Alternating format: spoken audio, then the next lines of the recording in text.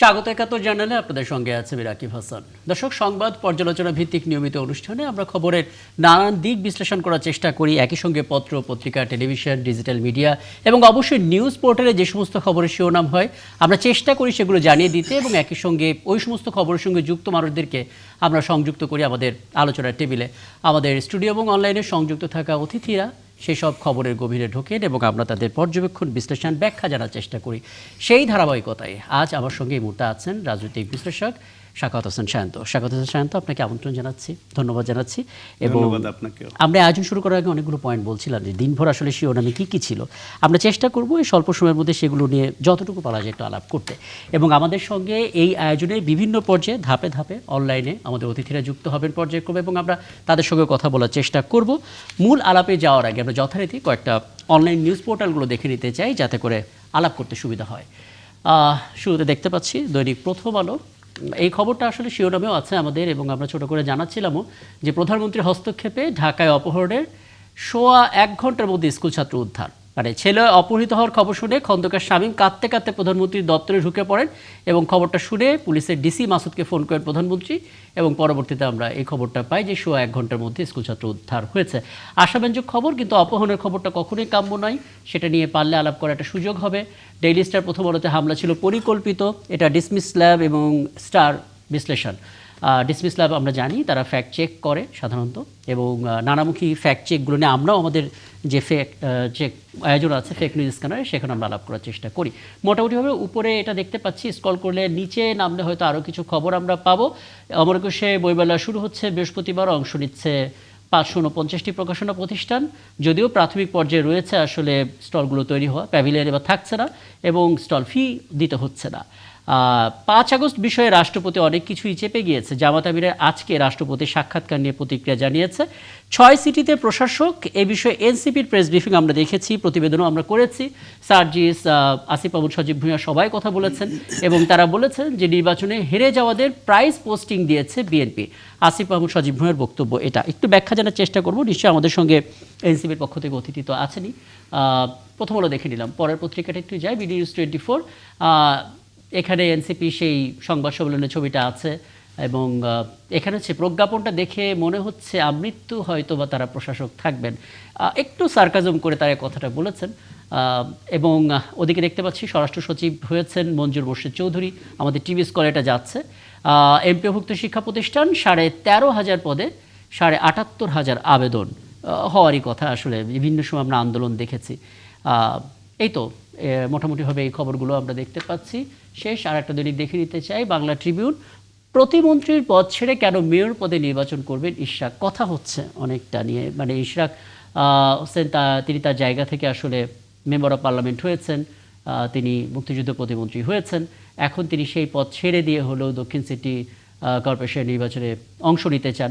এটা হতে পারে বাবার যে লিগাসি, সেই লিগাসিটা তিনি ধরে রাখতে চান, একটা আবেগের জায়গা আছে, নিশ্চয়ই সেই ব্যাখ্যাটাও উনি হয়তো দেবেন। ফ্যামিলি কার্ড নিয়ে প্রতারণা করলে কঠোর শাস্তির হুঁশিয়ারি সমাজ কল্যাণ মন্ত্রী। আজকে ডাক্তার শান্ত আমরা এটা নিয়ে আলাপ করার চেষ্টা করব। এই তো প্রধানমন্ত্রীর নির্দেশে ১ ঘন্টার মধ্যে অপহৃত স্কুল ছাত্র উদ্ধার, সে খবরটা আছে। কারা পাবেন ফ্যামিলি কার্ড, এই খবরটাও আছে, আমরা এটা নিয়ে একটু কথা বলার চেষ্টা করব। জনগণের টাকায় বেতন পাওয়া পুলিশের কাজ জনগণকে সুরক্ষা দেওয়া, দমন করা নয়। আমরা সরহদি উদ্যানে যেই কাণ্ডটা দেখলাম আসলে মাদক বিরোধী অভিযানে, যে ধরপাকড় চলছে, সাংবাদিকদের বেধড়ক পেটানো হলো, বিশ্ববিদ্যালয়ের শিক্ষার্থীদের পেটানো হলো, কাজটা এভাবে না করে অন্যভাবে করা যেতে পারতো কি না? কারণ মাদকাসক্ত যারা, তাদেরকে তো আসলে পিটিএ কখনোই ঠিক করা যায় না, তাদের জন্য দরকার কাউন্সিলিং। আমি এটা নিয়েও কথা বলার চেষ্টা করব। দেখে নিলাম আমাদের গুরুত্বপূর্ণ কতগুলো দৈনিকের শিরোনামগুলো, এবং মোটামুটিভাবে আমাদের শিরোনামও আমরা এগুলোর মধ্যেই থেকেছি। আমাদের সঙ্গে ঠিক এই মুহূর্তে আছেন গণ অধিকার পরিষদের ভারপ্রাপ্ত সাধারণ সম্পাদক হাসান আল মামুন। আমন্ত্রণ জানাচ্ছি জনাব হাসান আল মামুন। এবং আমরা দেখতে পাচ্ছি এনসিপি যুগ্ম সদস্য সচিব অ্যাডভোকেট হুমায়রা নূর, তিনিও আছেন। কৃতজ্ঞতা জানাচ্ছি অ্যাডভোকেট হুমায়রা নূর আমাদেরকে সময়টা দেওয়ার জন্য। আমি একটু কথা বলতে চাই শাখাওয়াত হোসেন শান্ত আপনার কাছে। ফ্যামিলি কার্ড, এটা বলা যেতে পারে বিএনপির নির্বাচনী ইশতেহারের সবচাইতে গুরুত্বপূর্ণ একটা জায়গা, নতুন একটা আইডিয়া। কিন্তু অনেক প্রশ্ন আসলে, মানে ফ্যামিলি কার্ড উদ্যোগটা তো নিঃসন্দেহে সাধুবাদ জানাবার মতো, কিন্তু কতটা স্বচ্ছ হবে, কতটা নির্বিঘ্ন হবে, মানুষ আসলে কিভাবে এটা পাবে, এবং ধর্ম বাধা হবে কিনা, রাজনৈতিক পরিচয় বাধা হবে কিনা, কতটা সহজ হবে, কি বলবেন আসলে কতটা স্পষ্ট হওয়া প্রয়োজন এই বিষয়গুলো? আপনাকে ধন্যবাদ জানাচ্ছি এবং আলোচনায় যারা আছেন এবং যারা শুনছেন সবার জন্য শুভেচ্ছা রইল। প্রথম কথা হলো আমাদের শুধু ফ্যামিলি কার্ড না, সরকারের যত রকমের যা কিছু অঙ্গীকার ছিল, মানে এই সরকারে আসার আগে রাজনৈতিক দল হিসেবে বিএনপির কিংবা জামায়াত ইসলাম তাদের জোটের পরিবর্তিত বাংলাদেশের আকাঙ্ক্ষাকে ধারণ করে প্রত্যেকে প্রতিশ্রুতি দিয়েছে, অঙ্গীকার করেছে এবং বিএনপির ইস্তেহার প্রকাশের দিন তারা খুব স্পষ্ট করে বলেছে তাদের যে ইস্তেহার সেটা রাষ্ট্রের সঙ্গে জনগণের চুক্তি।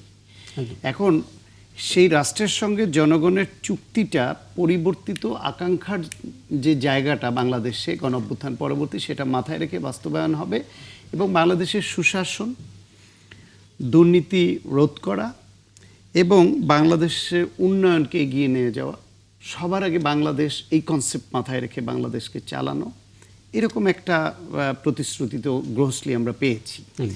সেই বিবেচনায় এই যে অনেকগুলা কার্ডের প্রতিশ্রুতি বিএনপির পক্ষ থেকে ছিল, তার মধ্যে অন্যতম গুরুত্বপূর্ণ এবং বেশি আলোচনায় আসা ছিল ফ্যামিলি কার্ড। ফ্যামিলি কার্ডের দেওয়ার কেন বেশি আলোচনা আসছে, কারণ এটার মাধ্যমে একটা ফ্যামিলিকে এবং ও একজন নারীকে এমপাওয়ার্ড করার একটা উদ্যোগ একই সঙ্গে, যে কার্ডটা একটা ফ্যামিলিকে দেয়া হবে কিন্তু কার্ডটা হবে ফ্যামিলির একজন নারী সদস্যর নামে, যিনি ওই ফ্যামিলির প্রধান নারী। তাতে ওই নারীর গুরুত্ব ফ্যামিলিতে বাড়বে, সমাজে বাড়বে, রাষ্ট্রে এমপাওয়ার্ড হবে তার মাধ্যমে এবং তার হাত দিয়ে বাজেট করে তিনি ফ্যামিলিটিকে চালানোর জন্য তার যে বাজেট তার সঙ্গে এই 2,500 টাকা যোগ করে তিনি একটা বাজেট করতে পারবেন, কিছু সঞ্চয় করতে চাইলে করতে পারবেন। মানে সাধারণত আমাদের দেশের ফ্যামিলিতে পুরুষরা ইনকাম করে, যারা সাধারণ ফ্যামিলি তারা এসে কিন্তু স্ত্রীর হাতে টাকাটা দেয়, বাজার সদায় এটা ওইটা সব যাতে সে খরচ করে, এই মাসের বাজার কত লাগবে, এই সপ্তাহের কত লাগবে, কি খাবে, কি করবে, ওর মধ্যেই সে কিছু সঞ্চয় করে। সুতরাং তার হাত দিয়ে এটা বন্টন হোক। এখন এটা নিয়ে যে সংশয়গুলো তৈরি হয়েছে, সংশয় তৈরি হওয়া অস্বাভাবিক না, কারণ বাংলাদেশে অতীতের বিভিন্ন রকমের এই যে বিজিএফ কার্ড, এই যে কাবিখা, বিভিন্ন রকমের কার্ড টার্ড দেওয়ার যেই প্রচলন ছিল তার অভিজ্ঞতাটা আমাদের ভালো না। সেটা ডিস্ট্রিবিউট করা হয় দলীয় দৃষ্টিভঙ্গিতে এবং যাদের দিয়ে ডিস্ট্রিবিউট করা হয় বা তালিকা করা হয় সেখানে এটা দুর্নীতির আশ্রয় নেয়, দলীয় লোকদের দেওয়া হয় আবার দুর্নীতির আশ্রয় নেওয়া হয়, একই সঙ্গে দুইটা কাজ চলেছে। আর অব্যবস্থাপনা ছিল অনেক। সেই জন্য এই সন্দেহটা, এই প্রশ্নটা মানুষের মনে যে উঠেছে সেটা স্বাভাবিক। কিন্তু সমাজ কল্যাণ মন্ত্রণালয়ের দায়িত্বে নিয়োজিত মন্ত্রী অধ্যাপক ডক্টর এজেড.এম জাহিদ হোসেন তিনি ইতিমধ্যে যে হুঁশিয়ারি দিয়েছেন যে কোথাও যদি এই কার্ড পাওয়ার জন্য কোনো অর্থের লেনদেনের কোনো প্রসঙ্গ ওঠে তাহলে তাকে যেন পুলিশে ধরিয়ে দেওয়া হয়। প্লাস হচ্ছে দলীয় নেতা কর্মীরা অনেক সময় নানা রকমের দুর্বৃত্তায়নে যুক্ত হয়ে পড়ে, নানান রকমের সুবিধা ভোগ করে এবং দুর্নীতিতে যুক্ত হতে পারে, অতীতে যেহেতু এরকম ছিল সেই জন্য তিনি এটাও স্পষ্ট করেছেন যে দলীয় কোনো নেতা কর্মীতে এই কার্ড কে পাবেন সেটা নির্ধারণে বা ডিস্ট্রিবিউশনে সম্পৃক্ত করা হবে না। এটা কিন্তু সাংঘাতিক একটা চ্যালেঞ্জিং কথা, যেখানে রাজনৈতিক দল তাদের লোকালি তাদের রাজনৈতিক নেতা কর্মীদেরকে এমপাওয়ার্ড করবার জন্য এই সব বিভিন্ন যে জিনিস দিয়ে এটাকে ব্যবহার করে, যে যদি ন্যায়সঙ্গতভাবে সদ্ভাবও দেয় তাহলে যার হাত দিয়ে তালিকাটা হলো বা যিনি এটা হস্তান্তর করলেন তার গুরুত্ব বেড়ে যায় ওই এলাকায়, ওই সমাজে। ফলে ভোটের রাজনীতিতে পলিটিক্যাল প্ল্যাটফর্মে তার এম্পাওয়ারমেন্ট হয়, এটা ভূমিকা রাখে। সেই জিনিসটা পর্যন্ত স্যাক্রিফাইস করছে যেখানে একটা দলীয় সরকারের মন্ত্রী, যে না যেহেতু অভিযোগ ওঠে আমি আপনার কাছে এই বিষয়টা 1 মিনিটের মধ্যে জানবো, তারপর আমি একটা অ্যাডভোকেট হুমায়ুনের কাছে যাব। সেটা হচ্ছে যে যারা নিম্নবিত্ত তারা জানে তাদের প্রয়োজন আছে, তারা চাইছেন এবং তারা হয়তো সেভাবে তারা পাচ্ছেন। যারা উচ্চবিত্ত তাদের প্রয়োজন নেই, কিন্তু মধ্যবিত্তদের মুশকিলটা হচ্ছে তারা চাইতে পারেন না কিন্তু কষ্টটা ফিল করেন। ফ্যামিলি কার্ড আসলে তাদের কি কোনোভাবে সাপোর্ট করবে? হ্যাঁ, করবে। প্রথম অবস্থায় মধ্যবিত্তটাকে আমরা একটু আলোচনার বাইরে রাখছি এই জন্য যে প্রথম ধাপে দেয়া হবে হত দরিদ্র জনগোষ্ঠীর মাঝে, যারা খুবই দরিদ্র জনগোষ্ঠী, প্রান্তিক জনগোষ্ঠী, তাদেরকে দেয়া হবে এবং 4 বছরের মধ্যে কমপ্লিট করা হবে এবং পর্যায়ক্রমে মোটামুটি নিম্ন মধ্যবিত্ত যেটা বলেছেন সেইটা বিভিন্ন পদ্ধতিতে যাচাই বাছাই করে কারা প্রায়োরিটি তাদেরকে আগে দেয়া হচ্ছে। একদম। এবং এটা বাজেটেরও একটা ব্যাপার আছে, সারা দেশে চাইলেই একসঙ্গে একটা সরকার মাত্র নতুন এসছে তারা দিয়ে দিতে পারে না। সুতরাং অধিকার যেহেতু বেশি প্রান্তিক দরিদ্র জনগোষ্ঠীর, সেটাকে প্রায়োরিটি দিয়ে ওইটা দিয়ে শুরুটা করা হচ্ছে। তারপরে নিম্ন মধ্যবিত্তর ধাপে ধাপে হয়তো ধাপে ধাপে আসবে। অনেক ধন্যবাদ। আপনি এই বিষয়টা নিয়ে সবশেষ অ্যাডভোকেট হুমায়ুন আপনার কাছে আসবো, তারপর বিরতিতে যাব। ছোট করে একটু জানতে চাই, যখন আসলে নির্বাচনের প্রচারণা চলছিল, ক্যাম্পেইন চলছিল, জনসভায় এখনকার প্রধানমন্ত্রী তারেক রহমান সেই সময় বলছিলেন এই ফ্যামিলি কার্ডের কথা। 11 দলীয় জোটের পক্ষ থেকে যারা আসলে নমিনেশন নিয়ে জনসভা করছিলেন, তাদের জায়গা থেকে এটা নিয়ে একটু বলা হচ্ছিল যে এটা কার্ড নিয়ে একটা টিকা টিপ্পনি, একটা খোঁচা, নানা কিছু। এটা রাজনৈতিক ব্যক্তিদের ক্ষেত্রে আমরা দেখে থাকি রেটরিক, নানা মন্তব্য। কিন্তু যেহেতু নির্বাচিত সরকারের পক্ষ থেকে শেষমেশ উদ্যোগটা নেওয়া হলো, আপনার বিশেষ কোনো পর্যবেক্ষণ, বক্তব্য আছে কিনা, প্রত্যাশা আছে কিনা ফ্যামিলি কার্ড নিয়ে? আচ্ছা, যেহেতু নতুন ভাবে সরকার দায়িত্ব গ্রহণ করেছে এবং আমরাও কথা দিয়েছি যে সরকার যাতে তাদের দায়িত্ব পালন করতে পারে, সেই জন্য আমরা যতটুকু সহযোগিতা প্রয়োজন সেই সহযোগিতাটা করব এবং অনিয়মের ক্ষেত্রে আমরা অবশ্যই সমালোচনা করব। জি। সুতরাং ফ্যামিলি কার্ডের যেই প্রস্তাবনাটা বিএনপি থেকে এসছে এবং সরকার যে দায়িত্বটা নিয়েছে, এটা অবশ্যই একটা ভালো উদ্যোগ। এক্ষেত্রে এক্সকিউজ মি, সরি, জি। এক্ষেত্রে সরকারকে সহযোগিতা করার জন্য আমরা সর্বাত্মক প্রস্তুত, কিন্তু একই সাথে সরকার এই দায়িত্ব যাদের উপর দিচ্ছে তারা তাদের দায়িত্ব সঠিকভাবে পালন করছে কিনা সেইটার চেক এন্ড ব্যালেন্সের দায়িত্বটা আমরা সুষ্ঠুভাবে পালন করতে প্রস্তুত আছি। ধরেন আমাদের সমালোচনার জায়গাগুলো কোনটা, যে দলীয় কর্মীরা, সারা বাংলাদেশে তো গরিব মানুষ অনেক, তাই না? অ্যাডভোকেট হুমায়ুন, আপনি একটু পানি খেয়ে দিতে পারেন, আমি একটু হাসানুর মামুনের মন্তব্যটা জেনে নিই। হাসানুর মামুন, আপনার জায়গা থেকে যদি, হ্যাঁ, আচ্ছা হাসানুর মামুন, আমি তাহলে আপনার কাছে আসবো একটা ছোট্ট বিরতি নিয়ে। ধন্যবাদ সাথে থাকার জন্য। 71 চ্যানেলে রাকিব হাসান আরও একবার আমন্ত্রণ জানাচ্ছি এবং আমরা আলাপ করছিলাম, আবারও আলাপে ফিরবো, কিন্তু যেহেতু রাত 12টা বেজে গেছে, হাতে থাকা শিরোনামগুলো জানিয়ে দিতে চাই দর্শক। 10 মার্চ থেকে প্রাথমিকভাবে 14টি উপজেলায় ফ্যামিলি কার্ড বিতরণ শুরু। মাসে 2,500 টাকা পাবে সুবিধাভোগী পরিবার। জাপানের সঙ্গে অন্তর্বর্তী সরকারের সামরিক চুক্তি যাচাই বাছাই করবে সরকার। তেল পরিবহনের 3 বছরের প্রকল্প শেষ হয়নি 11 বছরেও।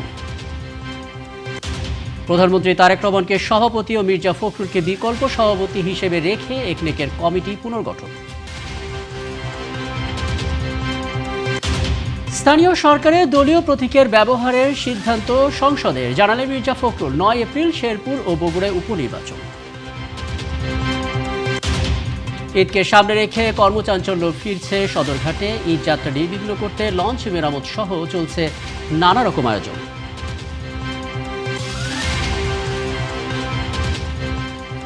দর্শক, বলছিলাম আজ ঠিক এই মুহূর্তে 25 ফেব্রুয়ারিতে আমরা পা রেখেছি এবং আমরা জানি 25 ফেব্রুয়ারি জাতীয় শহীদ সেনা দিবস। দিবসটি উপলক্ষে প্রধানমন্ত্রী তারেক রহমান তার একটা বাণীতে বলেছেন, ফ্যাসিবাদ মুক্ত বাংলাদেশে জনগণের কাছে পিলখানা হত্যাকাণ্ডের নেপথ্য কারণ এখন বোধগম্য। 25 ফেব্রুয়ারি জাতীয় শহীদ সেনা দিবস উপলক্ষে মঙ্গলবার দেয়া এক বাণীতে তিনি কথা বলেছেন এবং প্রধানমন্ত্রী যে বক্তব্য দিয়েছেন, বিনম্র শ্রদ্ধা জানিয়েছেন এবং সকালবেলার কর্মসূচিটা জানিয়ে রাখি। জাতীয় সেনা শহীদ দিবস উপলক্ষে সকাল 9টা 40 মিনিটে বনানী সামরিক কবরস্থানে শ্রদ্ধা নিবেদন করবেন প্রধানমন্ত্রী তারেক রহমান। নিশ্চয়ই সরাসরি সম্প্রচার আমরা সেখানে থাকবো এবং আমরা 71-এর পক্ষ থেকেও শ্রদ্ধা নিবেদন করছি সেই শহীদ পরিবারের প্রতি। আমরা ডাক্তার শান্ত এটা নিয়ে কথা বলবো, তবে তার আগে যেহেতু ফ্যামিলি কার্ড ইস্যুতে ছিলাম, সেই ইস্যুতে আরেকবার একটু যেতে চাই এবং এই ফাঁকে আমরা দেখতে পাচ্ছি প্রস্তুত হয়ে গেছেন, যুক্ত হয়েছেন বিএনপি দলীয় সংসদ সদস্য ময়মনসিংহ 10 আসনের আখতারুজ্জামান বাচ্চু।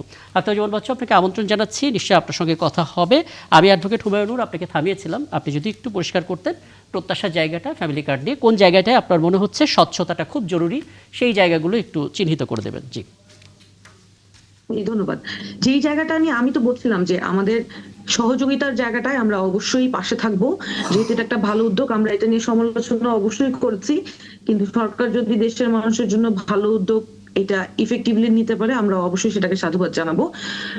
যেই জায়গাটা আমাদের শঙ্কার জায়গা সেটা হচ্ছে এই পর্যন্ত আমরা যেটা দেখেছি যে শুধুমাত্র দলীয় বিবেচনায় মানুষকে সুবিধা দেয়া হয়, এবং এই বিষয়টা আমরা স্পষ্ট হতে চাই, এবং আমাদের চেক এন্ড ব্যালেন্সের জায়গাটাও এই জায়গাটাই আমাদের নজরদারি থাকবে যে আসলেই যারা অভাবগ্রস্ত এবং যারা আসলেই ডিজার্ভিং তারাই এই ফ্যামিলি কার্ডটা পাচ্ছে কিনা, এবং সেটার ব্যবহারটাও তারা প্রপারলি করতে পারছে কিনা, নাকি দলীয় বিবেচনায় তাদেরকে এই কার্ডগুলো দেয়া হচ্ছে, এই জিনিসটাই আমাদের মূল কনসার্ন। আর এইটা ডিস্ট্রিবিউশনের প্রসেসটা কি হবে এবং তার পরবর্তীতে মানুষ এই সুবিধাগুলো পাবে, এইটা আমাদের যে প্রস্তাবনাটা ছিল সেটা হচ্ছে একটা কার্ডের মাধ্যমে, যে ফ্যামিলি কার্ডটা আগে যেটা টিসিবি কার্ড ছিল, যে ট্রাক থেকে পণ্য নেয়া, যেটা নিয়ে আজকে দেখলাম যে ভীষণ ভিড় ঠেলাঠেলি, এই রোজা রমজানের দিন মানুষের অনেক কষ্ট হচ্ছে যে এই পণ্যটা অ্যাভেল করতে। আমরা আমাদের দলীয় ইশতেহারে যে প্রস্তাবনাটা করেছিলাম সেই প্রস্তাবনার মধ্যে ছিল যে তারা যেন নির্দিষ্ট মুদি দোকান, যেটা আমরা বলি যেখানে নিত্য প্রয়োজনীয় দ্রব্য পাওয়া যায়, সেইখান থেকে এই কার্ডের বিনিময়ে তারা তাদের নিত্য প্রয়োজনীয় দ্রব্য অ্যাভেল করতে পারে, সেই ব্যবস্থাটা করা। তাহলে এই যে ট্রাক থেকে জিনিস অ্যাভেল করার জন্য ভিড়ের যেই ব্যাপারটা, সেটা অ্যাভয়েড করা যাবে। এটা আমাদের প্রস্তাবনা, এটা সরকার যদি ভালো মনে করে সেই প্রস্তাবনাটা সরকার অ্যাপ্লাই করে দেখতে পারে। এটা মানুষের জন্য, যারা টিসিবি কার্ড পাবে তারা যদি সত্যি তারা প্রপার ডিজার্ভিং মানুষকে দেয় তাহলে এটা ভালো হবে। পাশাপাশি এইভাবে যদি এই ব্যবস্থাটা কার্যকর করার চেষ্টা করে, সেটা মানুষের জন্য ভালো হবে। আপনি আপনার জায়গা থেকে স্পষ্ট করেছেন। হাসানুল মামুন, আপনি শুনলেন, অনেকগুলো পয়েন্ট বলেছেন অ্যাডভোকেট হুমায়ুনুর। বোধ করি এটা সবার দিক থেকে আসলে এখানে দ্বিমতের কোনো সুযোগ নেই, সবাই আসলে এভাবেই একমত পোষণ করবেন। আপনার জায়গা থেকে নতুন কোনো পয়েন্ট যুক্ত করবেন কিনা, যেটা আসলে কার্ডের সুফল পাওয়ার জন্য খুব জরুরি?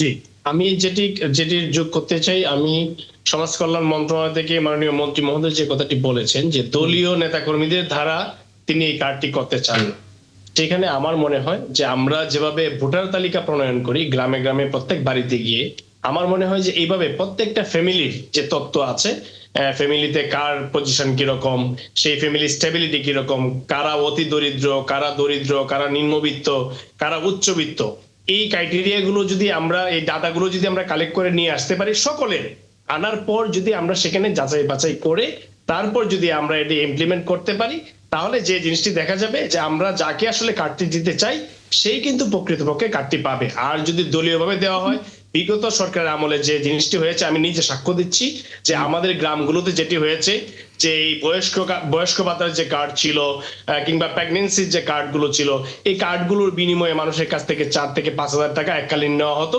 এবং পরবর্তী সময়ে এটি করা হতো। তো এই যে এখন যে ফ্যামিলি কার্ডটি দেওয়া হচ্ছে, এটি কিন্তু একটি দীর্ঘমেয়াদী কার্ড, সুতরাং এখানে অনিয়মের সুযোগটা কিন্তু ব্যাপকভাবে রয়েছে। সুতরাং আমি মনে করি সমাজ কল্যাণ মন্ত্রণালয় এবং স্থানীয় প্রশাসনের মাধ্যমে যে আমরা যেমন আমরা ভোটার তালিকা প্রণয়ন করি, ঠিক তেমনি ভাবে প্রত্যেকটা ফ্যামিলির যদি আমরা বায়োডাটা কালেক্ট করতে পারি, সেখান থেকে ধাপে ধাপে কিন্তু যাকে যখন দেওয়া প্রয়োজন সেটা কিন্তু আমরা করতে পারবো। একদম স্পষ্ট। আমি এই দুটো মন্তব্য, যেখান থেকে যে পয়েন্টগুলো এসেছে সেগুলো নিয়ে আখতারুজ্জামান বাচ্চু আপনার কাছে আসতে চাই, কারণ জনপ্রতিনিধি হিসেবে, মেম্বার অফ পার্লামেন্ট হিসেবে এবং বিএনপির একজন প্রতিনিধি হিসেবে অনেক বড় দায়িত্ব আসলে আপনাদেরকে পালন করতে হবে। সেই জায়গা থেকে কতটুকু প্রস্তুত, কতটুকু স্বচ্ছতা থাকবে, এবং যে আইডিয়াগুলো এখন দিলেন দুজন অতিথি, সেগুলো কতটুকু বিবেচনায় আছে বা রাখবেন? ধন্যবাদ আপনাকে, আপনার মাধ্যমে আপনার টেলিভিশনের দর্শক শ্রোতা সবাইকে ধন্যবাদ, এবং আমার সাথে বিজ্ঞ আলোচক যারা আছেন সবাইকে ধন্যবাদ।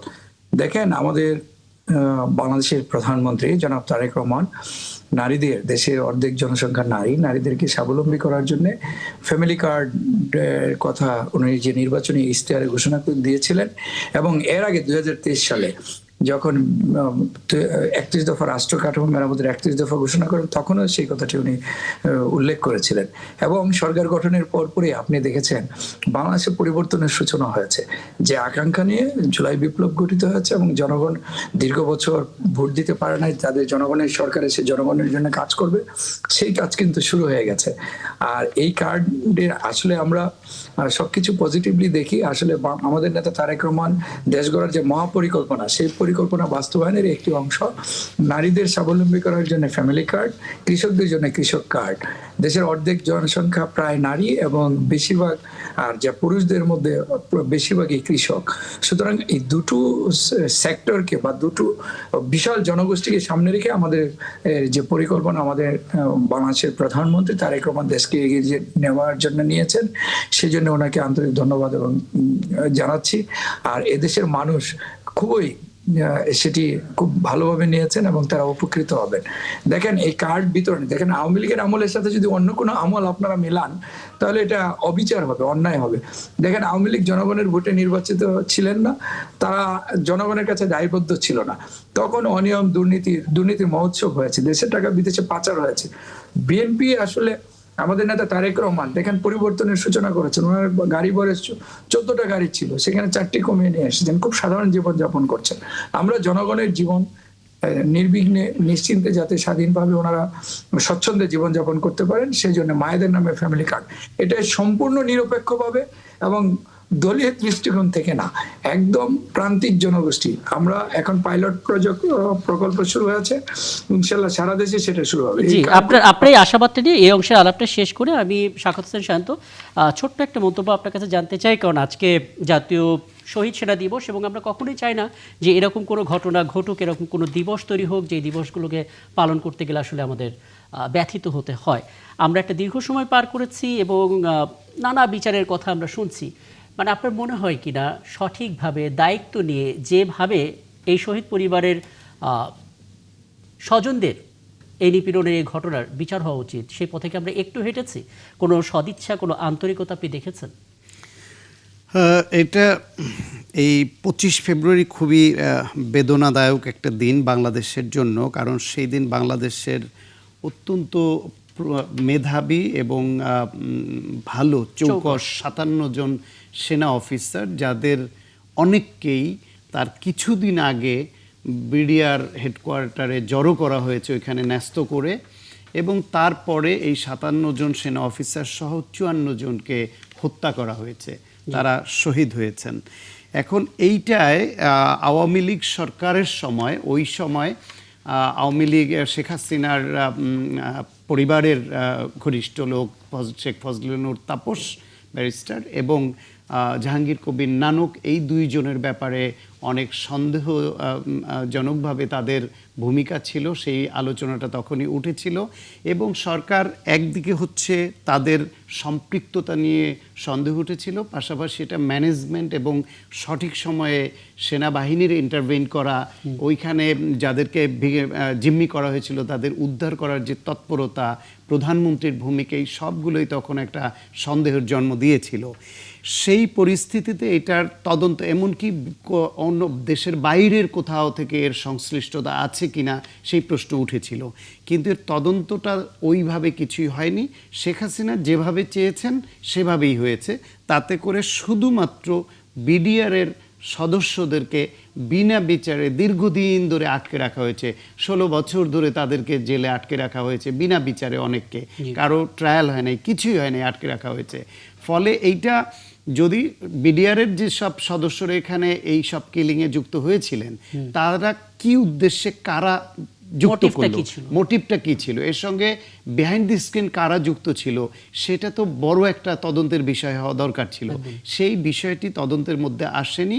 ফলে শেখ হাসিনা এবং তার সরকার অথবা বিদেশি কোনো গোষ্ঠী এটা যারা ঘটিয়েছে, তারা এটা ঘটানোর পরে শুধুমাত্র বিডিআরের কিছু সদস্যকে ধরে ভিকটিম করা হয়েছে।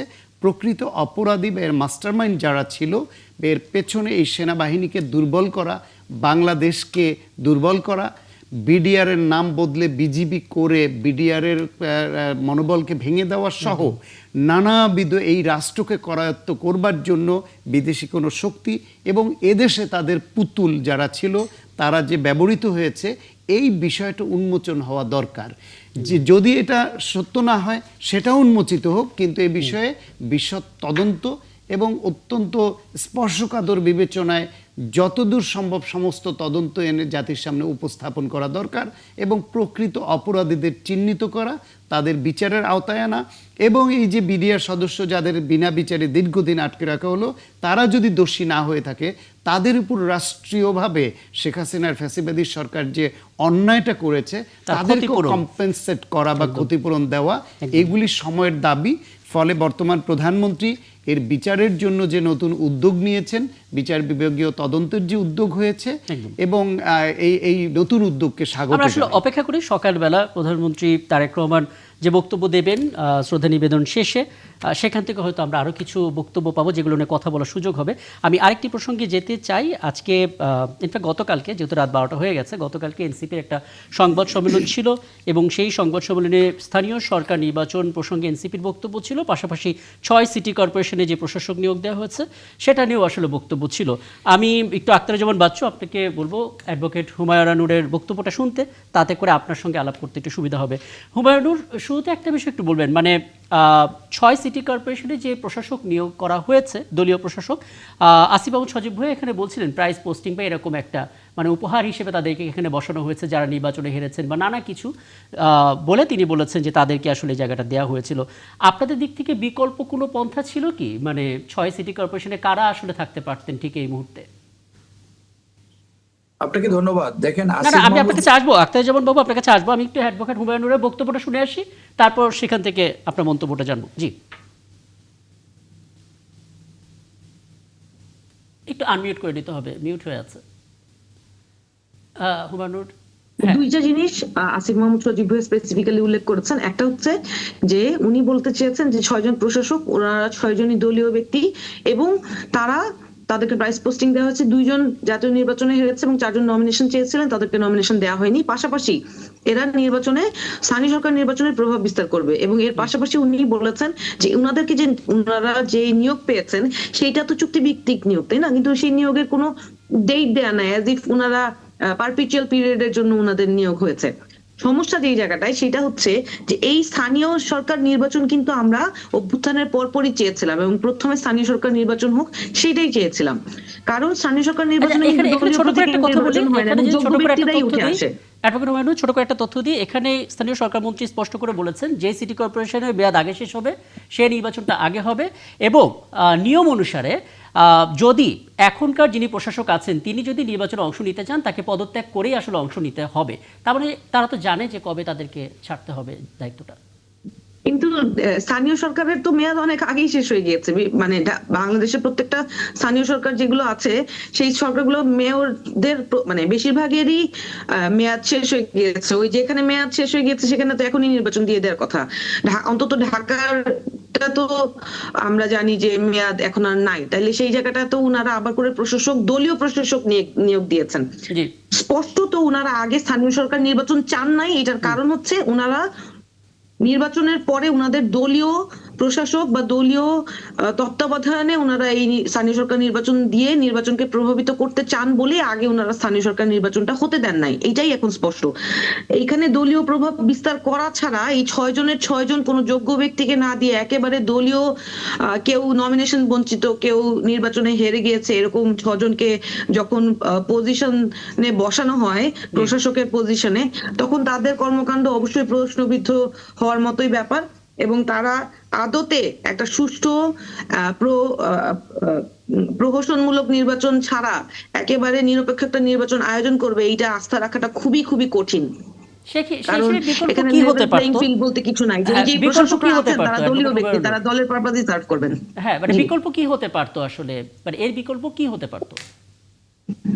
ধরেন আপনি ওখানে তো নির্দিষ্ট প্রশাসক ছিলেন, তাই না? এই 6টা সিটি কর্পোরেশনের নির্দিষ্ট প্রশাসকরাই ছিলেন। তাদেরকে আপনি নিরপেক্ষ যদি মনে না করেন তাহলে আপনি নিরপেক্ষ দলমত নির্বিশেষে, আমরা তো দেখেছি যে ডক্টর জাহিদুর রহমান ভাই সবসময় বলতেন যে উনি বিএনপি করেন না। এই যে শান্তনু ভাই আছেন উনিও বলেন যে বিএনপিতে উনার কোনো পদ পদবি নাই। তো উনাদের মতো যোগ্য ব্যক্তিরা যাদের কোনো দলে পদ পদবি নাই তাদেরকে বসাইতো। আমি তো বলবো শান্তনু ভাইও যদি বসতেন তাও আমি প্রশ্ন করতে পারতাম না, কারণ উনার দলীয় পদ পদবি নাই। যোগ্য লোকদেরকে যদি না দিয়ে আপনার এই যে আইডিয়াটা এই অংশটা একটু ব্যাখ্যাটা একটু শুনি। স্বাগত হোসেন শান্ত, মানে আমরা যখন কথা বললাম আমাদের নির্বাচন বিশ্লেষক এবং সাবেক নির্বাচন একজন কমিশনার ডক্টর জকরিয়া, তিনি বলছিলেন যে সাধারণত এগুলো করা হয় যারা নির্বাচনে হেরে গেলেন ঠিকই, কিন্তু তারা সরাসরি এই গণসংযোগের কারণে মানুষের সাথে মিশে গেছেন এবং তারা আসলে নগরীর সমস্যাটা জানেন, ইতোমধ্যে মানুষ তাদেরকে চেনে, সেই সুযোগটা আসলে গ্র্যাব করা। অ্যাডভোকেট হুমায়ুন খুব চমৎকার করে রেফারেন্স হিসেবে আপনার কথাই বললেন, আপনার মতো যারা আছেন তাদের কথা বললেন, একটু ব্যাখ্যা দেবেন? মানে প্রথম কথা হলো মেয়রের পোস্টটা বেসিক্যালি একটা পলিটিক্যাল পোস্ট এইখানে রাজনৈতিক নেতারাই জনগণের ভোটে নির্বাচিত হয়ে মেয়রের দায়িত্ব নেন। তখন কি বলা হয় যে উনি রাজনৈতিক লোক, সুতরাং উনি কেন থাকবেন? এটা রাজনৈতিক। এখন এর আগে ইন্টারিম গভর্নমেন্ট যাদেরকে নিয়োগ দিয়েছিল তারা তাদের পছন্দ মতো দিয়েছে।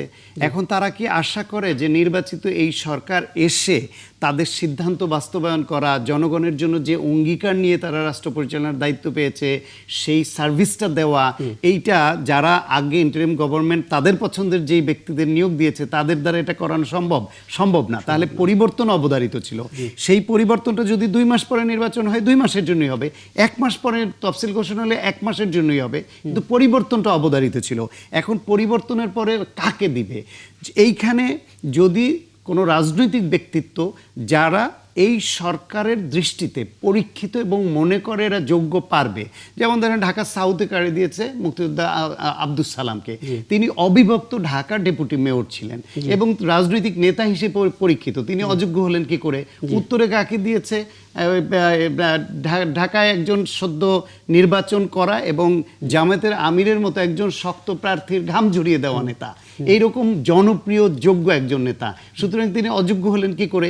খুলনায় যাকে দিয়েছে এবং সেইখানে জামায়াতের আমির জয় পরাজয় নিয়েও নানান রকমের কানাঘুষাও আছে। খুলনায় যাকে দিয়েছে তিনি আগে মেয়র ছিলেন এবং বারবার নির্বাচিত করা যোগ্য, সুতরাং যোগ্যতার বিচারে তাদের নিয়ে কাউকে নিয়ে কোনো প্রশ্ন নাই, তারা অতীতে যোগ্যতার স্বাক্ষর রেখেছেন। এখন দলীয় লোক এই জন্যই তারা দিয়েছে যে একটা সরকার সে তাকেই কোনো একটা জায়গায় বসাবে যে এই সরকারের তাদের যে ভিশন অ্যান্ড মিশন সেই পালসটা ধরতে পারবে, তাদের নীতিমালাটা ক্যারি করতে পারবে এবং ইমপ্লিমেন্টের সক্ষমতা রাখে। আপনার টিউনিং লাগবে তো সরকার এবং যার মাধ্যমে বাস্তবায়ন হবে তাদের মধ্যে যদি প্রপার টিউনিং না হয় তাহলে সরকারের যে মিশন ভিশন যে জনগণের জন্য যে কাজ করার অঙ্গীকার নিয়েছে করবে কি করে? ফলে এইটি ইস্যু না, ইস্যু হচ্ছে যাদের নিয়োগ দিয়েছে তাদের কাজ দেখে যদি সমালোচনার যোগ্য কিছু থাকে যে মনে হয় এটা অন্যায় করছে, আমরা সেটা ধরিয়ে দিই। একদম। আমি একটু অ্যাডভোকেট হুমায়ুনুর শেষ করবেন একটু। অনেকে আসলে সোশ্যাল মিডিয়াতে এভাবে বলছেন যে ছায়া মন্ত্রী পরিষদ, মানে মন্ত্রী পরিষদের অনুকরণে যেরকম একটা ছায়া মন্ত্রিসভা হচ্ছে, আপনারা কি এরকম প্রশাসকের বিকল্প হিসেবে আপনারা ছায়া প্রশাসক হিসেবে থাকতে পারেন কিনা 11 দলীয় জোটের পক্ষ থেকে?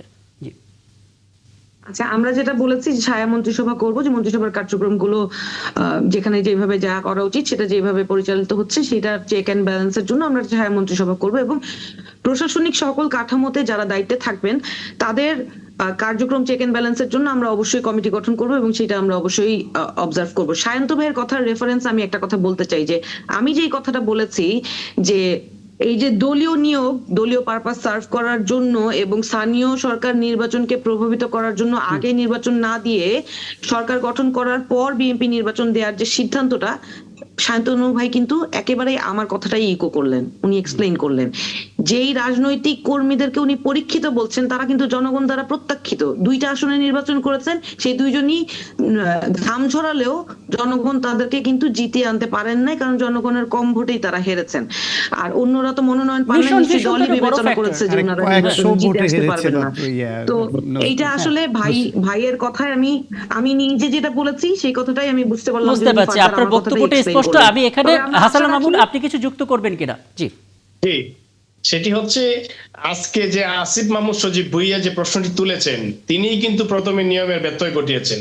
আমরা 5ই আগস্ট পরবর্তী সময় আমরা দেখেছি সারা দেশে ইউনিয়ন পরিষদের যে সকল চেয়ারম্যান, উপজেলা চেয়ারম্যান এবং সিটি কর্পোরেশনে যারা আসলে পালিয়ে গিয়েছেন সেখানে কিন্তু প্রশাসনের যে সকল কর্মকর্তা ছিলেন তাদেরকে কিন্তু সেখানে নিয়োগ দেওয়া হয়েছে। শুধুমাত্র ঢাকা উত্তর সিটি কর্পোরেশনে সেখানে এজাজ সাহেবকে নিয়োগ দেওয়া হয়েছিল, যিনি প্রশাসনের কোনো কর্মকাণ্ডে তিনি সম্পৃক্ত ছিলেন না এবং উনার যে কি রাজনৈতিক আইডিওলজি সেটি আমরা কখনোই দেখি নাই।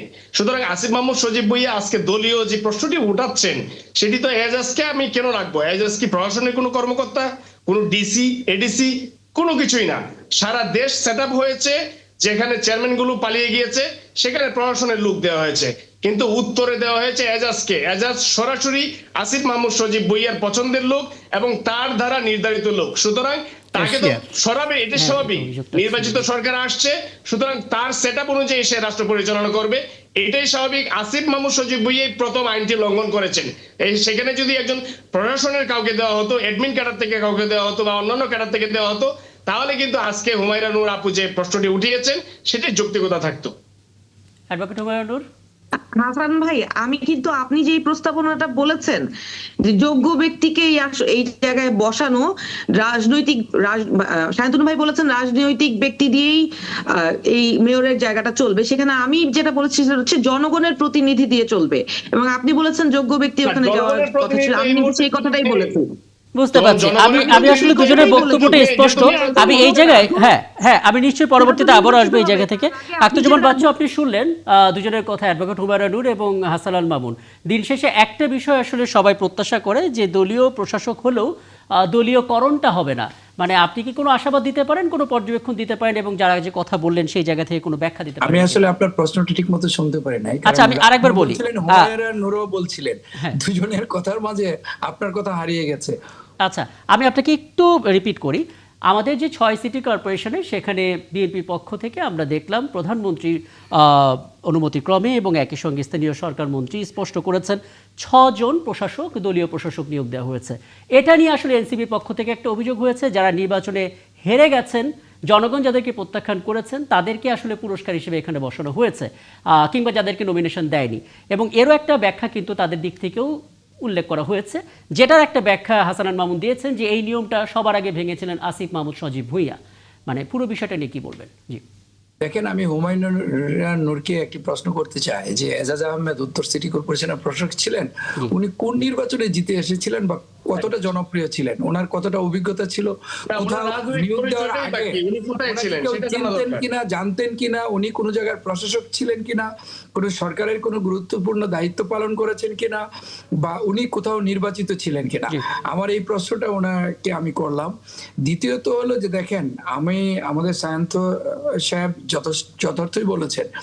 দেখেন, এখানে আব্দুল সালাম সাহেব ডেপুটি মেয়র ছিলেন, তারপর মানে ওনার অনেক অভিজ্ঞতা রয়েছে, এখানে সিটি কর্পোরেশন অনেক কাজ করেছেন। আপনারা আসিফ মাহমুদ সজীব ভুঁইয়া যে প্রশ্নটি করেছেন, সব কিছুর ব্যত্যয় ঘটিয়ে উনি যে কাজগুলি করে গিয়েছেন, সবচেয়ে বিতর্কিত কাজগুলি করে গিয়েছেন, এবং ওনার মুখে আসলে এই প্রশ্নটা করা মানে অনেকটা আমার মুখে বলা উচিত কিনা আমি জানি না, ভূতের মুখে রাম নামের মতো। আসলে আমরা একসময় দেখতাম যে সমালোচনার জন্য সমালোচনা করা, একটি যখন বাজেট পেশ করা হতো আগেই ব্যানার বানিয়ে রাখা হতো সেটার বিরোধিতা করা, মানে বাজেট কিন্তু পরেও নাই, বাজেটে কি আছে বা নাই। এখন বিষয়টা হলো যারা প্রশাসক নিয়োগ হয়েছেন তারা যথেষ্ট দক্ষ, অভিজ্ঞ, এবং একটি সরকার গঠিত হয়েছে। সেই সরকারটি পরিবর্তনের আকাঙ্ক্ষা নিয়ে, জনগণের ম্যান্ডেট নিয়ে সরকার। এখন দেখেন, সিটি কর্পোরেশন যদি প্রশাসক না থাকে, আমাদের মাননীয় মহাসচিব এবং এলজিআরডি মন্ত্রী উনি যথার্থই বলেছেন খুব দ্রুত স্থানীয় সরকার নিয়োগ দিবেন, কিন্তু স্থানীয় সরকার নির্বাচন দিবেন। নির্বাচনের আগে আপনার এই সিটি কর্পোরেশন গুলো দেখেন, মেগা সিটি, ঢাকা হলো মেগা সিটি, দুটি সিটি কর্পোরেশন, এবং যেগুলিতে আখতারুজ্জামান বাচ্চু, আসলে কেন এটা বলা হচ্ছে জানেন? মানে আমাদের পূর্ব অভিজ্ঞতা ভালো না, আমাদের জনগণ মানে নানা রকমের দুর্নীতি দেখে অভ্যস্ত হয়ে গিয়ে এখন বিশ্বাস করতে তাদের কষ্ট হয়। তো এই জায়গা থেকে আপনি কিভাবে আশাবাদটা দিতে পারেন যে দলীয়করণ হবে না?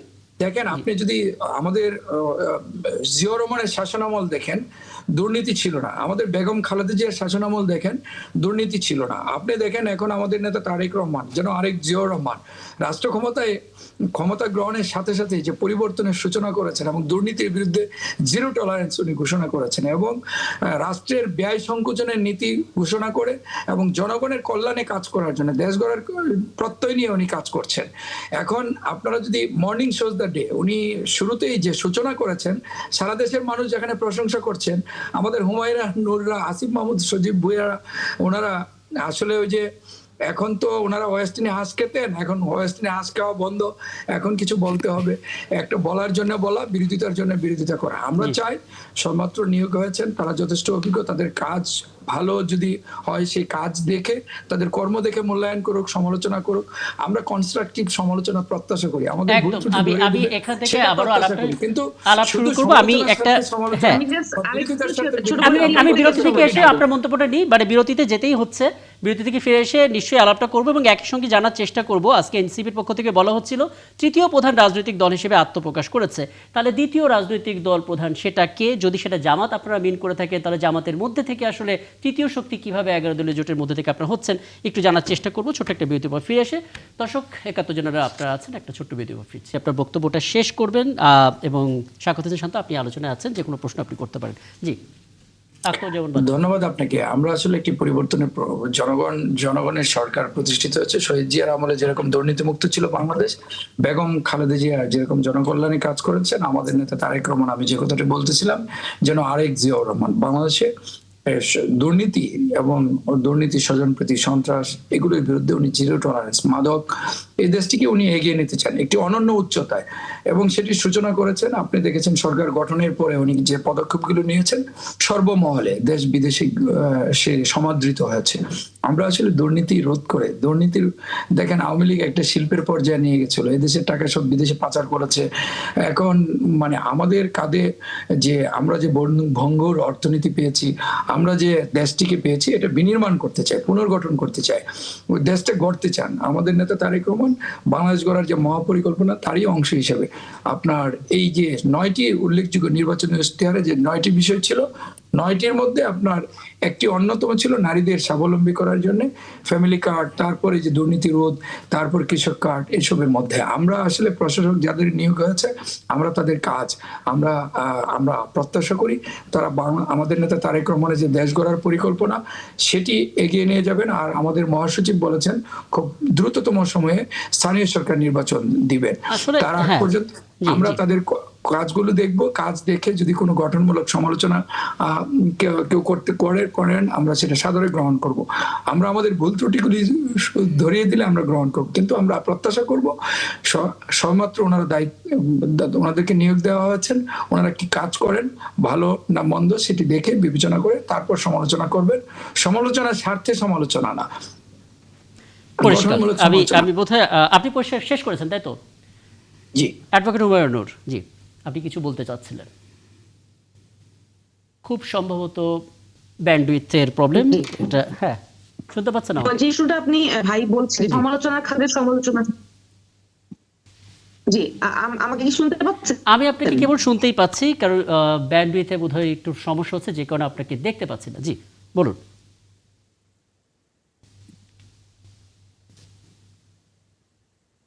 আচ্ছা, আমরা সংযোগটা পুনর্স্থাপন করি। অ্যাডভোকেট হুমায়ুনুর, আমরা পুনর্স্থাপন করে আমি হাসান আল মামুন আপনার কাছে একটা বিষয়টি জেনে নিতে চাই। মানে বলা হচ্ছে দলীয় প্রতীকে স্থানীয় সরকার নির্বাচন হবে কিনা, এই বিষয়টা আসলে সংসদে নির্ধারিত হবে। মানে বাস্তবিক যে প্রেক্ষাপট দেখতে পাচ্ছেন, দলীয় প্রতীক নাকি নির্দলীয়, কি বলেন, কোনটা হওয়াটা আসলে? এটা বিএনপির জন্য সবচেয়ে বড় চ্যালেঞ্জ হবে। যদি দলীয় প্রতীকে নির্বাচনটা দিতে চায়, তাহলে বিএনপির জন্য সবচেয়ে বড় চ্যালেঞ্জ হবে। এবং সবকটা ইউনিয়ন, উপজেলা, পৌরসভায় প্রত্যেকটাতে 2 জন থেকে 3 জন করে বিদ্রোহী থাকবে। কেননা এবারের নির্বাচনটা খুবই এক্সপেক্টেড ছিল যে বিএনপি সাংগঠনিকভাবে জনাব তারেক রহমান প্রধানমন্ত্রী, বর্তমানে উনি বিদেশ থেকে এসেছেন, ভালোভাবে খুব পার্টিটাকে উনি মানে প্যাট্রোনাইজ করবেন। কিন্তু আমরা দেখেছি যে 70-এর অধিক সেখানে এই বিভিন্ন আসনে কিন্তু বিএনপিরই বিদ্রোহী ছিল।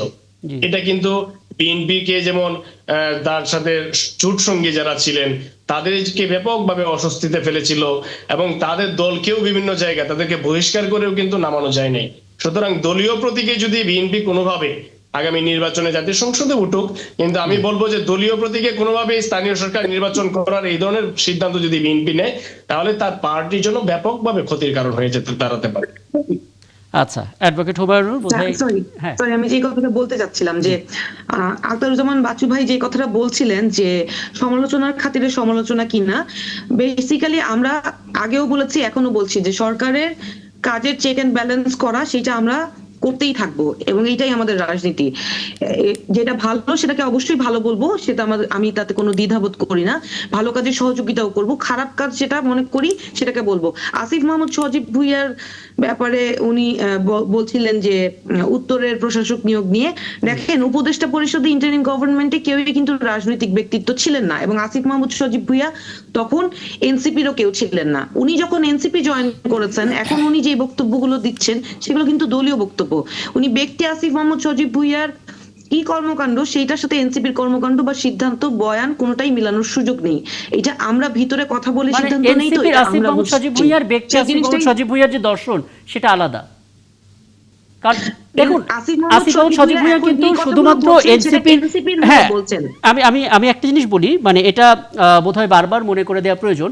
আমরা যখন নাহিদ সার্জিস হাসনাতকে নিয়ে কথা বলি, হ্যাঁ তারা এনসিপির বটে, কিন্তু তাদের আরেকটা পরিচয় ছিল, তারা জুলাই আন্দোলনের ভিডিও বার্তা দিয়ে মানুষদেরকে উজ্জীবিত করা, বার্তা দেয়া, তখন থেকে তারা একটা ফিগার হয়ে দাঁড়িয়েছে।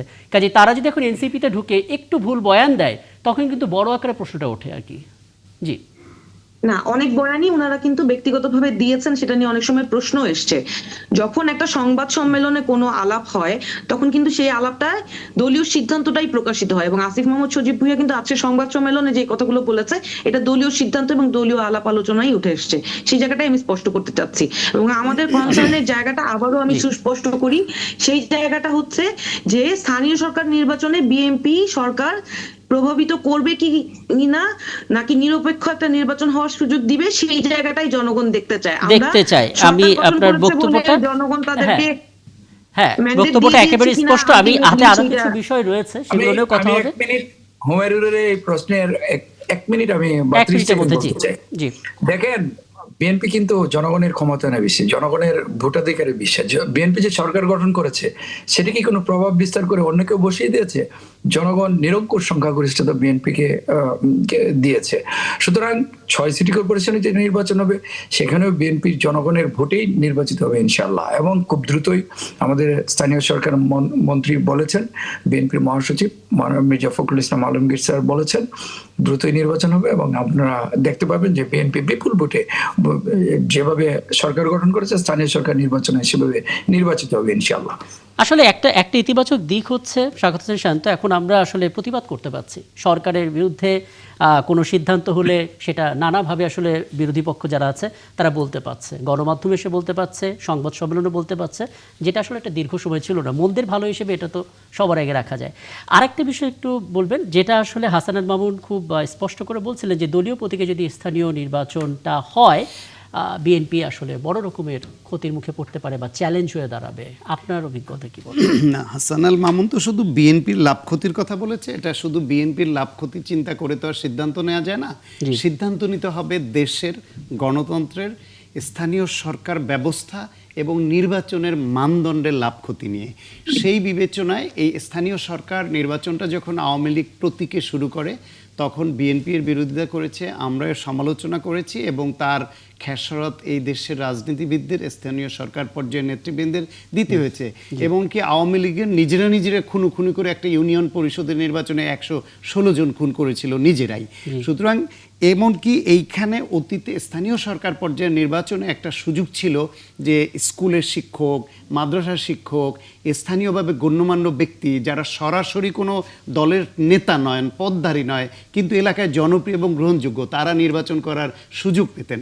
যখনই প্রতীকের মাধ্যমে স্থানীয় সরকার নির্বাচন চলে আসলো, তখন ওই যে গ্রহণযোগ্য মধ্যপন্থী কিছু মানুষের যে কিছুটা সুযোগ ছিল সেটা একেবারেই তিরোহিত হয়ে গেল। সেই জন্য বাংলাদেশের স্থানীয় সরকার পর্যায়ে স্থানীয় লোকদের যাদের গার্ডিয়ানশিপ আছে, যাদেরকে মানুষ গ্রহণ করে, সে দলীয় হোক বা নির্দলীয় হোক, সেই সুযোগটা থাকা দরকার। সেই জন্য স্থানীয় সরকার নির্বাচন দেশের স্বার্থে, স্থানীয় সরকার ব্যবস্থার স্বার্থেই প্রতীকী হওয়া উচিত নয়, এই কথাটা বিএনপির পক্ষ থেকেই বহুবার বলা হয়েছে। সুতরাং এখন আমরা প্রত্যাশা করি একটা সামগ্রিকভাবে সবাই মিলে এমন একটা সিদ্ধান্ত নিয়ে প্রতীকটাকে স্থানীয় সরকার ব্যবস্থা থেকে তুলে নেওয়া, যেখানে ব্যক্তি তার পরিচয়ে নির্বাচন করবেন। সেইখানে দলের একটা মানে আনঅফিসিয়াল সমর্থন তো থাকবেই, সেটা থাকতেই পারে, অতীতও ছিল, কিন্তু ওই সমর্থনের বাইরে অনেকে যাতে নির্বাচন করার সুযোগ পান, যেখানে কোনো দলের প্রতীক নিয়ে দলের সুবিধা গ্রহণ করে যোগ্য লোককে পরাজিত করে কোনো অযোগ্য লোক নির্বাচিত হয়ে আসবে গণতন্ত্রের সুযোগ নিয়ে, সেই ব্যবস্থাটা স্থানীয় সরকার ব্যবস্থা একদম, উচিত। মানে এখন আসলে সংসদের উপরে ছেড়ে দেওয়া উচিত, কারণ দেখা যাক কোন সিদ্ধান্ত হয়, সেটা নিয়ে নিশ্চয়ই পরবর্তীতে আলাপ করার সুযোগ হবে। অনেক ধন্যবাদ, আপনারা আছেন। আমরা আসলে বিরতি থেকে ফিরে এসে আরেকটি ইস্যুতে কথা বলতে চাই, কারণ রাজনৈতিক আলাপ অনেক হয়েছে, কিন্তু আমরা সাম্প্রতিক সময়ে ইনফ্যাক্ট সোমবারে আমরা দেখেছি সরোয়ার্দী উদ্যানে একটা অভিযান হয়েছে। সেই অভিযানে পুলিশ আসলে সাংবাদিক এবং একই সঙ্গে কিছু শিক্ষার্থীর উপরে হামলা করেছে বলা যায়, বা মারধর করেছে, এবং অভিযানের এক পর্যায়ে ছবিগুলো ভাইরাল হয়েছে। পরবর্তীতে 4 পুলিশ সদস্যকে প্রত্যাহারও করতে হয়েছে। আমাদের আসলে অভিযানের ধরন বদলানোর প্রয়োজন কিনা, আমরা কি শিখলাম, সেটা নিয়ে একটু কথা বলবো ছোট্ট একটা বিরতির পর ফিরে এসে। সাথে থাকার জন্য ধন্যবাদ। ৭১ জানালে আরও একবার আকিব হাসান আমন্ত্রণ জানাচ্ছি, এবং আমাদের সঙ্গে আমাদের অতিথিরা রয়েছেন। আমি একটু আখতারুজ্জামান বাচ্চু আপনার কাছে আসতে চাই। নিশ্চয়ই আপনি সোশ্যাল মিডিয়াতে দেখেছেন রাজধানীর সরোয়ার্দী উদ্যানে মাদক বিরোধী একটা অভিযান চলছিল, এবং এটা সাধুবাদ জানানোর প্রয়োজন যে মাদকের মতো একটা ইস্যুটাকে সামনে এনে সেখানে অভিযান চালিয়ে একটা ব্যবস্থাপনা তৈরি করা, এটা অবশ্যই কাম্য। কিন্তু আমরা জানি যে মাদকের বিরুদ্ধে অভিযান, মাদক ব্যবসায়ীর বিরুদ্ধে অভিযান এবং মাদকাসক্ত যারা তাদের বিরুদ্ধে অভিযান, 3টে অভিযান এক ধরনের তো হতে পারে না। কারণ যারা আসলে মাদকাসক্ত যদি সত্যিই থেকে থাকে তাদেরকে তো বেধড়ক পিটিয়ে আসলে ঠিক করা যাবে না, তাদের জন্য দরকার কাউন্সিলিং সহ নানা কিছু। কিন্তু আমরা যে পরিস্থিতি দেখলাম এটা তো কাম্য ছিল না। পুলিশের মনোবল নিয়ে একটা প্রশ্ন ছিল যে তারা আসলে যে পরিমাণ ট্রমার মধ্যে দিয়ে গেছে ফিরে আসাটা তাদের জন্য প্রয়োজন ছিল, কিন্তু তারপর এরকম দৃশ্য তো আসলেই মানুষের মধ্যে একটা নেতিবাচক ভাবনা দেয়। কোথায় গিয়ে মনে হচ্ছে আসলে সংশোধনের প্রয়োজন আছে, কাজটা কোথায় করতে হবে আসলে? দেখেন, আমাদের সব জায়গায় সংশোধনের প্রয়োজন আছে, সর্বক্ষেত্রে। আসলে আমাদের আসলে যে অবস্থা, সবকিছু প্রশাসন, রাষ্ট্রযন্ত্র, ব্যক্তি, মানসিকতার পরিবর্তন সব জায়গায় প্রয়োজন। আপনারা দেখেছেন পুলিশ বাহিনী নির্বিচারে মানুষকে গুম করেছে, খুন করেছে, সব জায়গায় অতিরিক্ত বল প্রয়োগ করেছে। সেটা থেকে বেরিয়ে আসতে হবে। এখানে যেটা সরোয়ার্দী উদ্যানে যে অভিযানটি হয়েছে মাদক বিরোধী অভিযান, কিন্তু মাদক বিরোধী অভিযানের ক্ষেত্রে এখানে দেখা গেছে যে বল প্রয়োগ করা হয়েছে, সাংবাদিক এবং শিক্ষার্থী আহত হয়েছে। এটা 4 জনকে প্রত্যাহার করা হয়েছে। আমি প্রতিটি ক্ষেত্রে, প্রতিটি ঘটনায় আমরা আইনানুগ ব্যবহার, আইনের মানে যথাযথ ব্যবহার আমরা প্রত্যাশা করি। এখানে কোনো ব্যত্যয় যেটা ঘটেছে সেটার আইনানুগ ব্যবস্থা, যারা দায়ী তাদের বিরুদ্ধে ব্যবস্থা। আরেকটি বিষয় আপনি যেটা বলছিলেন যে কাউন্সিলিং, দেখেন পুলিশের মনোবল ভেঙে গেছে। পুলিশকে রাষ্ট্রের যারা ক্ষমতায় ছিলেন, জোরপূর্বক যারা ক্ষমতায় ছিলেন, পুলিশকে তারা নিজেদের দলীয় স্বার্থে দেশের মানুষের বিরুদ্ধে ব্যবহার করেছে। পরিপূর্ণ আসলে পরিবর্তনটা আসলে একদিনে সম্ভব না। পুলিশে দেখেন নতুন করে বিএনপি সরকার নিয়োগ দেয় নাই, বা অন্তর্বর্তী সরকারও নিয়োগ দিতে পারে নাই। আর এই প্রক্রিয়াটাও মানে সময় সাপেক্ষ। আপনি ধরুন পুলিশে নিয়োগ দিলেন, তার প্রশিক্ষণ, বিভিন্নভাবে তাকে গড়ে তোলা সময় সাপেক্ষ। সেটা তো আমরা আশা করব যে আগামীতে যে পুলিশ বাহিনী হবে সেটা জনবান্ধব পুলিশ বাহিনী হবে, জনবান্ধব হবে, এবং জনগণের মানে তাদের যে অতীতের ভুল ত্রুটিগুলি আছে সেগুলি সংশোধন করে জনস্বার্থে কাজ করবে না। আর বল প্রয়োগের জায়গাটা সংকুচিত হয়ে আসবে, এবং এভাবে মানে বিচার বিবেচনাহীন বল প্রয়োগ কোথাও হবে না। আমরা চাই যে মানুষ, জনগণ, আসলে আমরা তো জনাব আখতারুজ্জামান বাচ্চু, আমরা সবাই চাই, কিন্তু সেই চাওয়াটা পূরণ হবে কিভাবে, কোথায় গিয়ে কাজটা করতে হবে সেটা হচ্ছে। আজকে আমি যতদূর জানি মাননীয় স্বরাষ্ট্রমন্ত্রী জনাব সালাউদ্দিন আহমেদ বলেছেন মানে কিছু পুলিশ ধরেন সদস্য নিয়োগ দিবেন ২৫০০-এর মতো, যতদূর আমার এক্সাক্ট ফিগারটা মনে নাই। এবং পর্যায়ক্রমে আমরা পুলিশ সদস্য নিয়োগ দিয়ে তাদেরকে সঠিক প্রশিক্ষণের মাধ্যমে তাদেরকে আবার আপনি যেটা বললেন যে বিভিন্নভাবে মানে রাষ্ট্রের জনবান্ধব পুলিশ বাহিনী হিসেবে গড়ে তোলা, জনবান্ধব পুলিশ বাহিনী হিসেবে গড়ে তোলা। হাসানুর রহমান, ছোট একটা মন্তব্য নিব, কারণ মানুষ আসলে এই অনুভূতিটা পেতে চায় যে পুলিশ তাদেরকে সুরক্ষা দেবে, কিন্তু মুশকিল হচ্ছে কিছু কিছু ছবি যখন ফেসবুকে আমরা দেখি, ভিডিও দেখি, তখন সেই প্রত্যাশাটা ভেঙে পড়ে। মানে আপনার দিক থেকে কি বলবেন? একটু বল প্রয়োগ যেটা হয়েছে, লাঠিচার্জ, এটি খুবই অন্যায় হয়েছে। আর আমি আপনাকে একটু বলি, আমরা যখন ঢাকা বিশ্ববিদ্যালয়ে 2012 সালে ভর্তি হই, তখন কিন্তু এই সোহরাওয়ার্দী উদ্যান ছিল মাদক এবং অপরাধের একটি অভয়ারণ্য। পরবর্তী সময় আমরা দেখি যে 2014-15 সালের দিকে আওয়ামী লীগ গভর্নমেন্টের সময় এই উদ্যানের যে মাদক কারবারি বা বিভিন্ন সিন্ডিকেট ছিল এটি মোটামুটি অবমুক্ত করা হয়েছিল, এবং উদ্যানটাকে মোটামুটি একটা কন্ট্রোলের ভিতরে নিয়ে আসা হয়েছিল। এখানে সন্ধ্যার পরে আমরা আগে যেটি দেখতাম বিশ্ববিদ্যালয়ে থাকা অবস্থায়, যে মাগরিবের আজানের পরপরই উদ্যানের গেট লাগিয়ে দেওয়া হতো এবং ভিতরে কাউকে প্রবেশ করতে দেওয়া হতো না। কিন্তু আমরা ইদানিংকালে দেখতে পাচ্ছি যে উদ্যানে কেউ প্রবেশ করছে এবং সেখানে আসলে মাদক সেবনের ঘটনাও ঘটছে, এবং আমাদের যে এক ঢাকা বিশ্ববিদ্যালয়ের শিক্ষার্থী যাকে উদ্যানের ভিতরে আসলে ছুরিকাঘাত করে মারা হয়েছিল, ছেলেটার নাম আমার মনে আসছে না এই মুহূর্তে, ছাত্র দলের এবং আমাদের ছাত্রদিকের পরিষদের এক সময় কর্মী ছিল। তো সেই জায়গা থেকে আমার যেটা অবজারভেশন সেটা হচ্ছে সারা দেশে অভিযান চলুক মাদকের বিরুদ্ধে, কিন্তু জনগণকে এই ধরনের সাংবাদিক এবং যারা অনেকে সন্দেহের বশীভূত হয়ে যে লাঠিচার্জ করা হচ্ছে পুলিশের পক্ষ থেকে, এটি আসলে অন্যায়। যদি তারা অপরাধ করে থাকে সেটি আইনের যে বাধ্যবাধকতা আছে, যে শৃঙ্খলা আছে বা সিস্টেম আছে, সেই আইনের মাধ্যমে তাদেরকে আইনের হাতে সুপর্দ করা হোক, কিন্তু এই ধরনের লাঠিচার্জ কোনোভাবেই কাম্য নয়।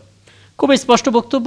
অ্যাডভোকেট হুমায়ুনুর, একটা সমস্যা হচ্ছে কিনা, মানে পুলিশ বাহিনীর সঙ্গে যখন কথোপকথন হচ্ছিল এবং একটা পর্যায়ে গিয়ে দেখলাম যে বেধড়ক পেটানোর ছবিটা আমরা দেখলাম। এখন আমরা কখনো কখনো এরকম হয় যে সোশ্যাল মিডিয়াতে কোনো একটা অংশের খণ্ডিত চিত্র দেখি এবং সেটা দিয়ে আমরা বিচার করি। তার মানে পুলিশের ভূমিকাটা কী ছিল এবং যিনি কথা বলছিলেন তার ভূমিকাটা কী ছিল, এই সমস্ত বিষয়গুলো যাচাই বাছাই করার জন্য আপনার দিক থেকে কোনো আইডিয়া থাকবে কিনা, কোনো ধারণা আপনি দেবেন কিনা? আচ্ছা, প্রথমত একটা জিনিস আমি বলতে চাই, সেটা হচ্ছে আমরা যে পুলিশ প্রশাসন, সেই প্রশাসনের যে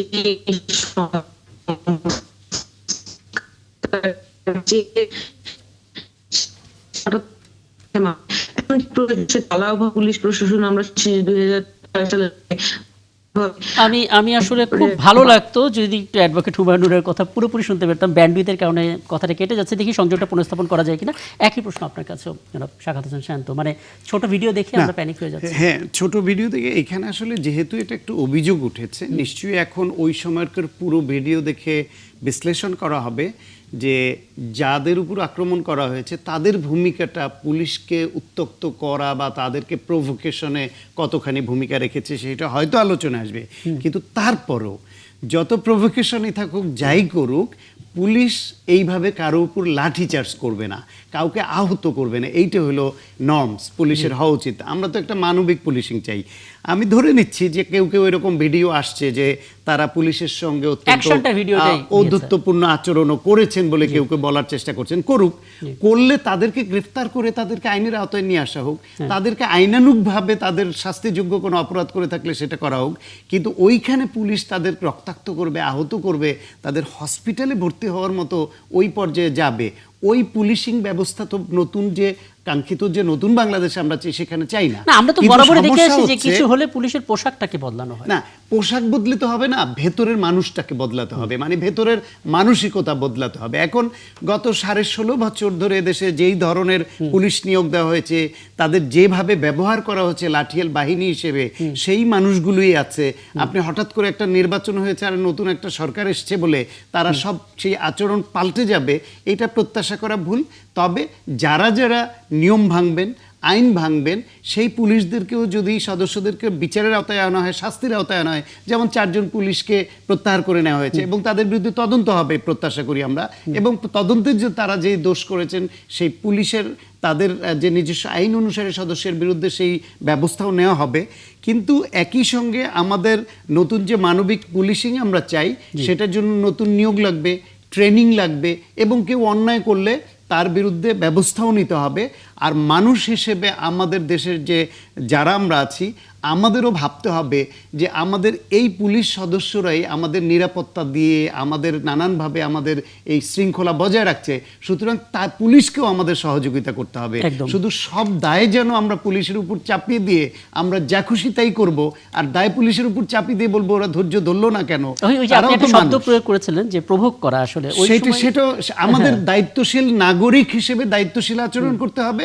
আর পুলিশের তাদের যে শপথ নিয়েছে, তারা যে দায়িত্ব নিয়েছে আমাদের রক্ষার, সেই দায়িত্বটা তাদের পালন করতে হবে। উভয় দিক থেকেই দায়িত্বশীল হতে হবে। অনেক ধন্যবাদ, কৃতজ্ঞতা আপনাদের সবাইকে। এবং সময়টা থাকলে নিশ্চয়ই অ্যাডভোকেট হুমায়ুনুর আরেকবার চেষ্টা করতে আপনার সাথে কথা বলতে, এবং যেহেতু সময়টা শেষ, কৃতজ্ঞতা, এই রাতেও সময়টা দিলেন। দর্শক, এই ছিল আজকের ৭১ জানালে। আগামীকাল দেখা হবে নতুন ইস্যু নিয়ে, আমাদের সঙ্গে থাকবেন।